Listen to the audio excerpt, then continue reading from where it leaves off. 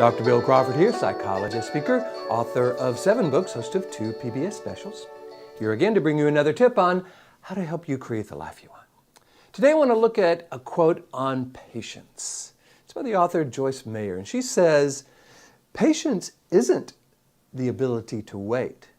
It's the ability to keep a good attitude while waiting."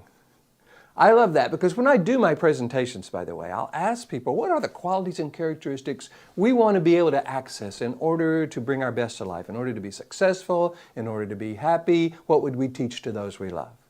And patience is almost always one of the first 2 or 3 things that people say. So there's a recognition of the value of patience. And yet, have you noticed that sometimes being patient just doesn't feel great? It feels powerless. It feels passive. It feels like we're not really in charge. And probably that's because in certain situations where we need patience, traffic, dealing with situations that we don't control, we frankly aren't in charge. And yet, if we hold on to this belief that patience is somehow something we are forced to do or we're supposed to do, young man, you should be more patient, and then we just really won't do it, because it feels powerless. So what I suggest we do is we inject power into it. Because if we have chosen to wait, and that's a choice that we make, I gotta wait on this, I have to wait on this. Well, be careful about that, because when we say have to, we say we have no choice. And frankly, we don't have to. We could go do something else. We could not do whatever it is. Now that might be consequences that we wouldn't want. So we are choosing to wait. If we are choosing to wait, would we teach patience if someone was with us? If our kids or someone we love were saying, hey, teach me how to be patient in this situation, or teach me how to keep this situation from stressing me out or driving me crazy. So if patience is indeed a virtue that we really want to be able to access, I think we've got to change it from powerless, passive, doing nothing to, okay, I've got this time, how do I want to use it? Is there a problem I kind of want to run over in my mind? Is there a situation I want to have some clarity about? Do I just enjoy observing people? It's one of the things that I notice I really love. And it may have something to do with me as a psychologist, but I know other people who aren't psychologists just love to people watch.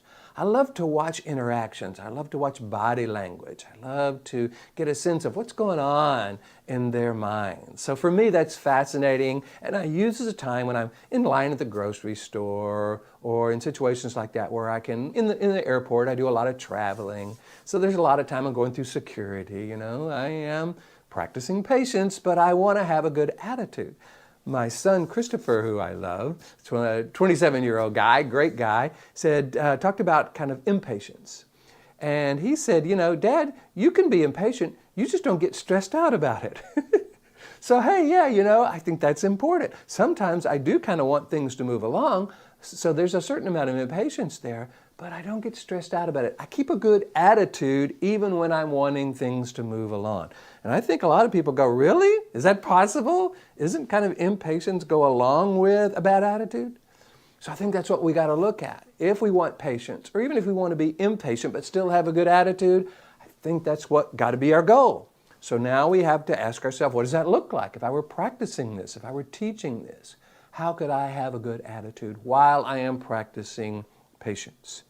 One of the things I love to do is to make sure that when I have an opportunity to wait, I have something to do, whether it's observing others or if I'm in traffic, I'm listening to a book on tape. So I'm very rarely just doing nothing, because nothing for me is no fun. I like to be doing something. So that really helps me practice patience, because if I'm in traffic and all of a sudden it comes to a stop and I'm listening to this book, okay, well, yeah, I'm not going where I really want to go at the moment, but hey, the book's pretty cool. So see if we can begin to create experiences in our life where a good attitude or a positive attitude, and not, young man, you should have a positive attitude, but just feeling good versus feeling bad. I mean, if we were choosing between those two, wouldn't we choose the one where we felt better? If we make that our highest purpose, if we make that important in our life, we can pull that off.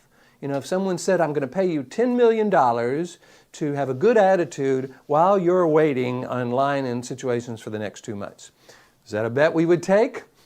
in a heartbeat, right? And you think we could pull it off? Absolutely. So what this is all about is how important is our attitude, how important is our peace of mind, how important is our state of mind. And that is something I think if we make our highest purpose, we can do a lot of good in the world for ourselves and others, because we're bringing the best of who we are, what I call the top of the mind, this clear, confident, creative, compassionate part of who we are to everything we do. So if this is something you would like, if this is something you would teach to someone you love, I encourage you to look for opportunities to practice that patience. Look for opportunities to practice having that attitude that you would teach to someone you love while you're waiting on some particular situation. Anything we practice, we get good at, and wouldn't it be cool if this just becomes our default position whenever we are practicing patience or whatever in a situation where we're waiting on something, we're fine with it. It's just not a problem. If that's something you like, please hit the like button. You know how I love it when people like my videos. And if you really like it, share it with your friends if you think this would be valuable for them. If you want me to come and do a presentation to your organization on how to keep that attitude in the middle of challenging situations, and maybe even how to deal with other people who have a little challenging attitude, how to maybe engage them in a way where they shift from what I call the resistant brain to the receptive brain. Any of that, just go to my website, billcrawfordphd.com, or just Google Bill Crawford. I'll come up on the first page. Hit the contact button, let me know what you're interested in, and I'd love to talk with you about that. In the meantime, here's to you bringing more clarity about the kind of attitude you want to have in going into situations where you are needing to be patient, wanting to be patient. Confidence in your ability to do that, creativity to the process, more clarity, confidence, creativity to everything you do. And I look forward to seeing you in the next video.